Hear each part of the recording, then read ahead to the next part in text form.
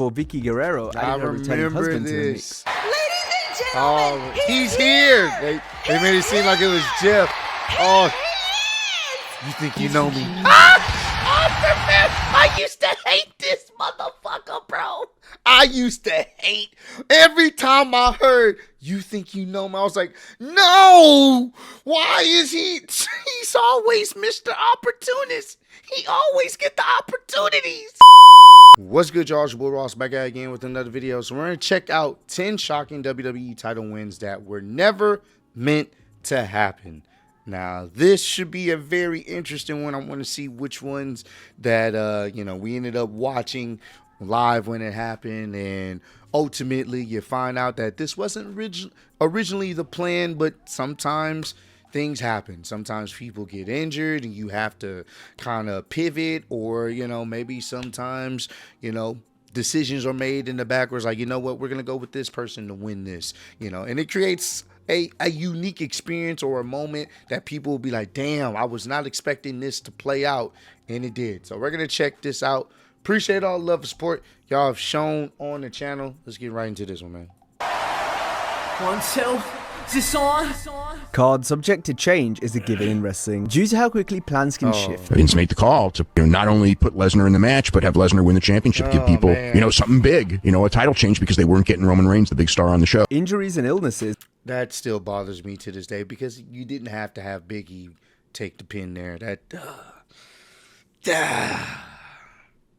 Might cause them wrestlers winning titles in matches they originally weren't booked in. I would pretty much say most of the locker room at that time really thought it was the wrong move.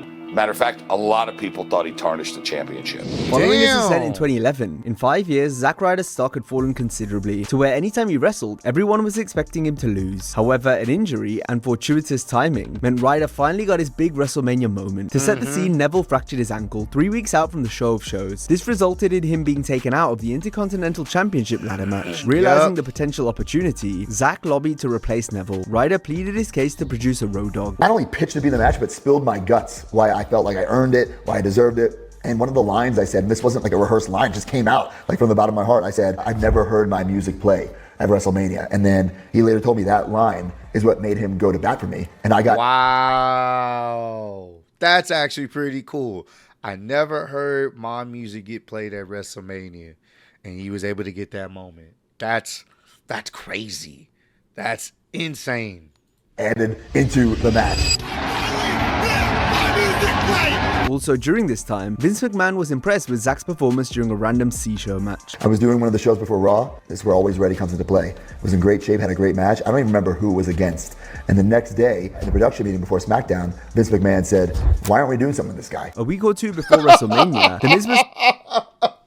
That's how sometimes Vince he be all over the place. Just, why aren't we doing something with this guy? You mean the guy that initially got himself over? Woo, woo, woo? You mean that? All right, bro. All right, Vince. All right, bro. Take your old ass on, bro. Told he would be going over, though this was changed just as quick to Ryder winning. And once this finally happened, it was an incredible moment as the underdog shocked everyone. Yep. That was so cool. Zack dropped the belt the next night to Miz, which upset some fans due to how...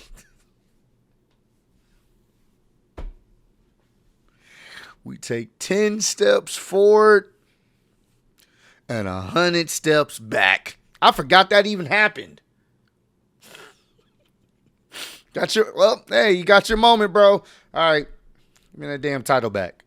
Big Ryder's victory was... Miz! Skull-crushing finale! Zack was distracted! Miz hooks the leg! Miz is a 5-time Intercontinental Champion! Zack, however, contends that losing the title straight away only made his WrestleMania triumph more special. They wanted a surprise shock value to start the show. And luckily, I was that guy, that underdog, Daniel Bryan is another who triumphed in a ladder match he wasn't originally scheduled to win. I don't believe it! Can you get it? You gotta be kidding me! You have gotta be kidding me! In Cold-blooded. 2011, Wade Barrett was going to be the victor in the world title Money in the Bank match. However, an hour before the show, longtime booker Pat Patterson convinced McMahon to go with Bryan instead. Patterson's idea was that Daniel would win the briefcase and from there lose most of his matches, before eventually cashing in at WrestleMania 28. Speaking to Inside the Ropes, Barrett explained the situation. He's going to do it the right way, and he's going to announce it, and he's going to go all the way to WrestleMania. And what a great story it is about overcoming the odds and the underdog and the unlikely hero. And Vince buys it. Vince likes the idea, and there we go. So Daniel was given the Money in the Bank briefcase because of that, and it was given to Daniel because of this storyline that Vince bought into, and it's really indicative of Vince's kind of mindset, how quickly he changes his mind on things that, you know, within 2 or 3 months later, Daniel was now a heel, and that story had been forgotten about. Whether it was going to be at Mania or not, the long-term plan was for Bryan to cash in and win gold. However, TLC 2011 hadn't been earmarked as the occasion though. On the night, Bryan wasn't necessarily a replacement for anyone, but he was added to a bout. This World Heavyweight Championship opportunity. Yep. Henry was hurt at the time, so the company wanted to get the belt. And that's how crazy things can change in wrestling, bro. He wasn't even supposed to be on the show. Wasn't booked for it, and then ends up later on that night winning the World Heavyweight Championship. That's just like that. How plans can change. That was never the plan. In May 2003, Los Guerreros were being pushed to win the Tag Team Championships on SmackDown during an entertaining feud with Charlie Haas and Shelton Benjamin. However, just before it came time to switch the belts at the Judgment Day pay-per-view, Chavo Guerrero tore his bicep, which would keep him out of action for 4 months. Given that the title change was going to happen the next week, WWE simply inserted Tajiri in Chavo's spot. Therefore, he and Eddie became the champions. A day before the show, road agent Dean Malenko officially told Tajiri about the change, saying the Japanese buzzsaw would be fired if he had a bad match. Though this may have been a win, Eddie had requested Tajiri to be his partner. Vince agreed as the chairman had been impressed with the Japanese star's recent performances. The family tradition of Los Guerreros. We right, we cheat, we still ace. You have Rapino shit. I have Tajiri shit. When we fight, so, but when we tag team, good chemistry. Fans may have been expecting Haas and Benjamin to simply keep the belts until Chavo was healthy again, but as we've seen on this list, anytime a late replacement is drafted in, they usually win the match and thus leave with the gold. Has got the titles, and he brings it in, and Tajiri have done the improbable. Tajiri and Eddie held the title for 6 weeks. Then when Chavo returned in September, he and Latino Heat immediately beat Haas and Benjamin for the straps. We've looked mostly at injuries so far, but next we'll show you what happens when a wrestler doesn't have their ring gear. This was the position Rick Martel found himself in, ahead of the December 29th, 1997 Nitro. That night, Martel had been poised to defeat Disco Inferno for the television title. The problem was WCW's brass were late informing Rick of these plans, meaning he had no time to go home, get his gear, and then make the show. Oh, damn. Look, there's no way I have time to go to Quebec, get my gear. Just get on the plane and come here. So I don't know if they have plans to give me somebody else's gear or whatever. But yeah, that night I came in, I had no wrestling gear, but they knew about it because I didn't have time. Martel got on a plane anyway, but once he got to the arena, it was decided that Booker T would win the TV championship instead. When I got the television championship, it was because Rick Martel had forgot his boots. He forgot his boots, and he was supposed to win the championship that night. Whose side are you going to be on when that happens? WCW, no doubt in my mind. Booker T covers 1, 2, and... Rick eventually pinned Book for the strap a month later, but had to drop the belt back again the next week because Martel suffered an injury in their match at Super Brawl 98. Damn. Rick was supposed to defeat Booker and then defend the title against Perry Saturn straight away. However, mid-match, Rick tore ligaments in his knee, meaning he was too hurt to continue and subsequently wrestle immediately after. So it's a small ring, so you should just do 1 step and right away. So he goes 2 step and he throws me. And this, of course, he threw me into the ropes. So when I landed in the ropes on top of that are so tight, my knee just went, Very, very hard. Like, people don't realize those ropes are really tight. So a lot of times when people like do like an Irish whip, and sometimes they try to get out the ring and they don't slide properly, and like I think that situation with Enzo Amore where it happened live on television, I don't know if it was on Raw or where it happened at, but basically his head hit the ropes and then hit the mat from the force of him whiplashing back to his head hit the mat. He was concussed. that's how tight those ropes are. Like, you run into them, yeah, they they have spring to give to run off of them, but they're still super tight for when wrestlers, obviously walk on top of them and stuff like that. So, it's definitely a unfortunate situation that sometimes even the ropes can be the cause of a serious injury. Once again, acknowledging Look at the this. fans here, and that's not a bad thing to do, but sometimes Therefore, the champion called an audible, resulting in Booker winning so he could go on and face Saturn.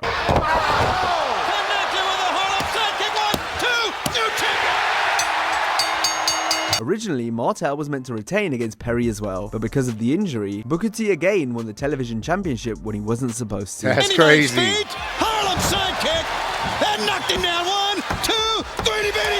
Right place, right Let's time. take a break from injury exam match. I don't remember this. Oh my God! Oh my good Lord! Oh my God!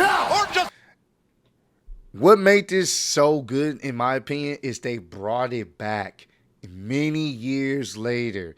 He brought it back. I want to say this was right around the time where he took over Nexus, and he made this point. Like, remember when you punted me in the head and took me out? I love this. Love this. That right there! This wasn't told to Punk until the day of the show. McMahon decided the hot feud between Chris Jericho and Shawn Michaels needed the World Championship. As such, at Unforgiven, Jericho took Punk's place and the title. what? What in the? Hey! Yep. Punk had been booked as an inconsequential mid-carder as champion, so dropping the belt in this manner was true to form of how poor his reign was. Agents such as Michael Hayes criticized Punk for the reign, rather than the booking. I would pretty much say most of the locker room at that time really thought it was the wrong move. Matter of fact, a lot of people thought he tarnished the championship. That's So it's messed possible up. people like him were in Vince's ear, saying to take the belt off the Second City Saint. We're going to give this to you, and you're not really going to be the guy, and you're not going to be the featured guy, and you're not going to be opening segment or last segment. You're going to kind of be the guy that has the title in the middle of the card somewhere. It's really we're not really changing your position. Which is really messed up when you think about it, because you're the world heavyweight champion, so that should elevate you. But at least with that first run, it didn't really, unfortunately. And I take it could be maybe he got the title too soon, but I do still would blame a lot of the booking, because at the end of the day, the booking is what you kind of set up to, either push your champion or push this person as someone to be taken seriously, or you're not. Because you don't have to book him in the middle of the card. You can book him as a main event if you want him to be. So We're just giving you this to hold for a little bit and then taking it away. As we've seen, a general rule of thumb in wrestling is that if there must be a replacement, they should be equal to or exceed the original participant. Either that or be something completely different and an unexpected shock to the fans. This was the case at Survivor Series 1999. To set the scene, it had become clear that Stone Cold Steve Austin was hurt and required neck surgery. However, given his stardom, he was kept around and even continued to wrestle. The company waited till the pay-per-view so they could write Austin off via a hit and run. This was despite the Federation advertising Steve in a triple threat for the WWF title featuring The Rock and Triple H. The advertised main event would have seen the three biggest stars of the Attitude Era wrestle for the first and only time in a three-way together, but because of Stone Cold's condition, he was replaced by Big Show, which fans learned about during the entrances. If you do have to cancel someone, you have a cancellation, you've got a card subject to change type situation, what's the rule of thumb about the replacement? You always make it better than the original. You always replace with something better. And that's really hard here, because what's better? I mean, it's fucking Stone Cold. The only other person you could have replaced him with were already in the damn ring. So, they already in the match. So what are you gonna do? That's your top guy. It ain't like if it's like, all right, well, if Stone Cold is out and The Rock's not in the match, all right, you replace him with The Rock. That's an easy fix, and vice versa. So I get it. Honest attraction in the industry. How important was it when Vince was looking at what can we do that would come up with something no one can call? I think it was more of an overall approach of it's got to be different than Austin, and it has to be an acceptable replacement. Although, again, what's acceptable to the biggest attraction in the business? So if it's not acceptable, then make it drastically different. the philosophy was give them something completely new and that they didn't expect, and nobody's going to call that. And now you can create a new story with Big Show involved in it.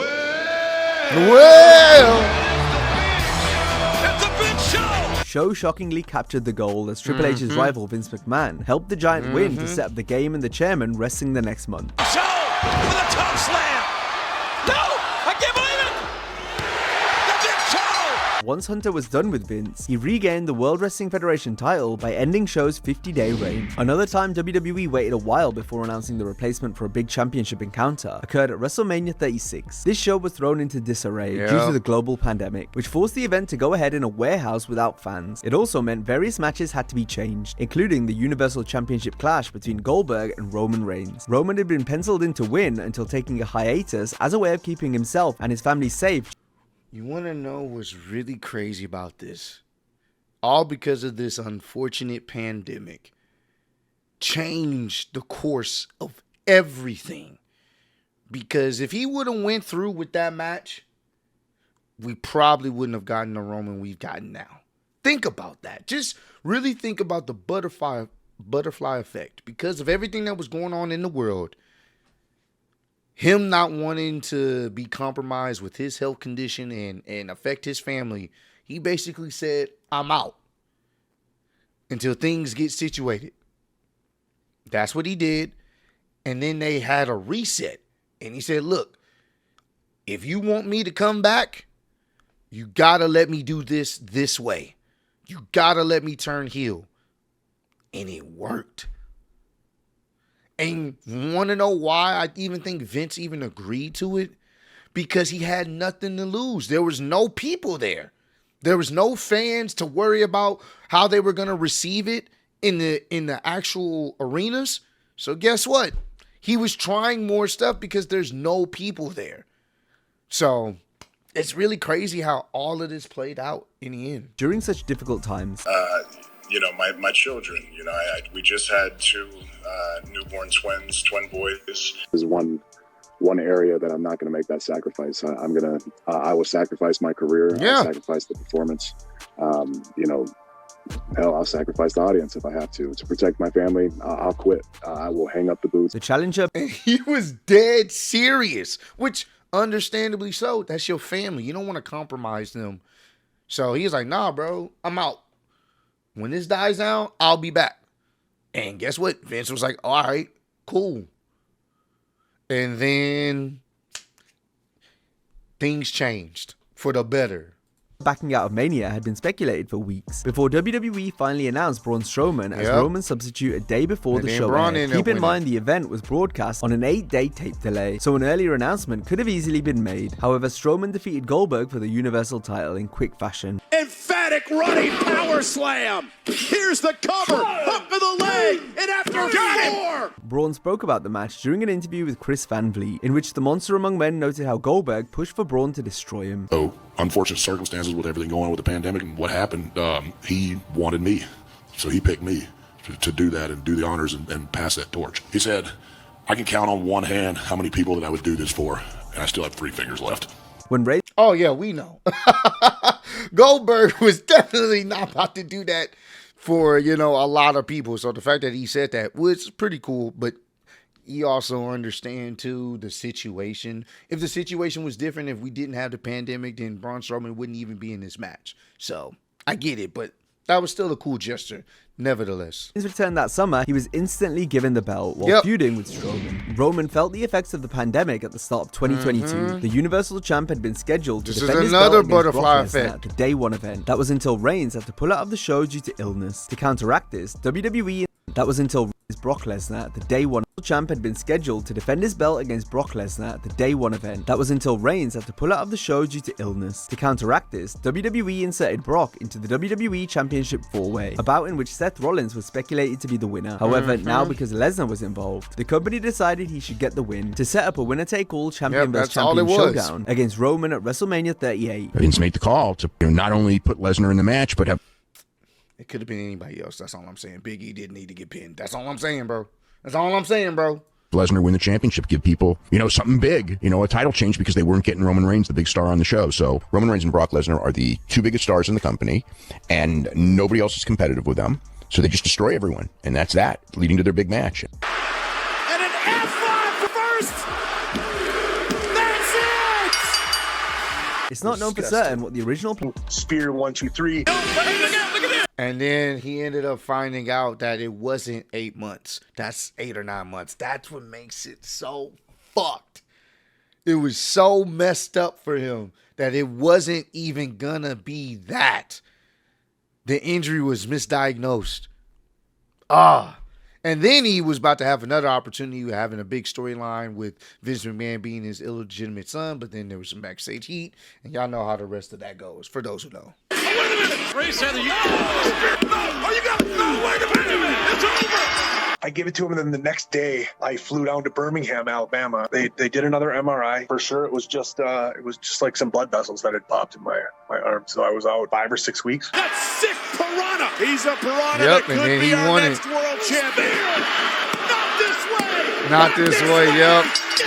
A year and a half later, Edge seized another title opportunity at the 11th hour, but this time the storyline was way more convoluted. Previously, the Rated R superstar had been written off TV by The Undertaker at SummerSlam 2008. This meant the WWE title picture on SmackDown consisted of the champion Triple H, the red-hot Jeff Hardy, and Vladimir Kozlov. A triple threat had been penciled in for Survivor Series, but on the day of the show, it was revealed on WWE.com that Jeff had been found unconscious in a hotel. This was a controversial angle given Hardy's past substance issues, plus the way this was reported by WWE had fans initially thinking it was legit. Jeff's absence now meant the game had to work Kozlov in a singles match, a bout that had been stinking out arenas on the house show circuit. The rumor was that the match was supposed to be a singles match with Kozlov challenging Triple H, but the matches that they had at house shows prior was so bad they made it a three-way. Could this be true? Those matches sucked. At the pay-per-view,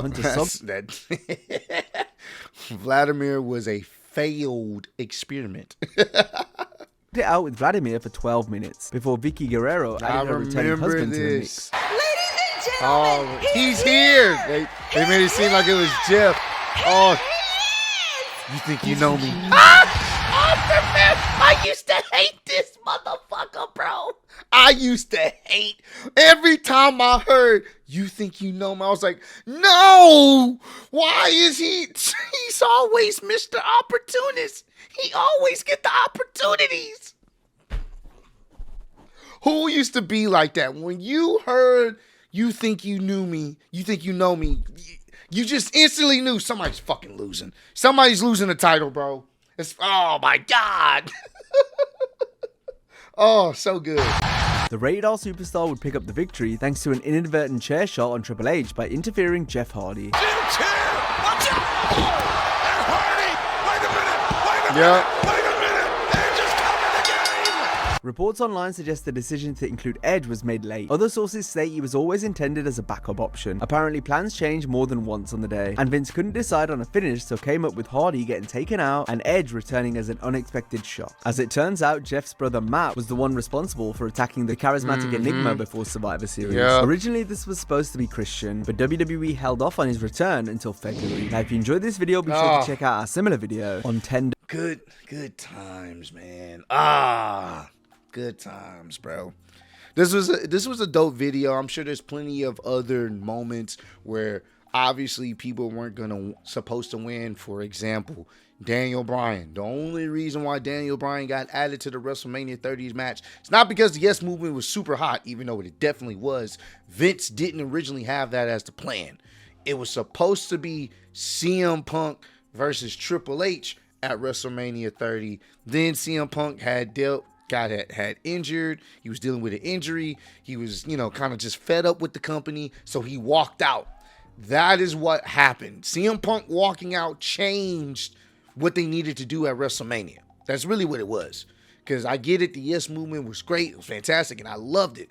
But Vince originally didn't give a fuck. He was not about to change the plans from what the reports were saying. But because CM Punk walked out, it changed everything. So that could be something that, could have fit the description of this video, because he ended up winning the WWE Championship at that time in a great fun main event for WrestleMania 30. So comment down below. Let me know some other moments where you guys know the backstory of a wrestler wasn't supposed to get the win or win the championship, but some things happened and it ended up playing out in their favor. But I appreciate all love, support. Road to 200K. Appreciate y'all kicking it with me. See you on the next one. Peace.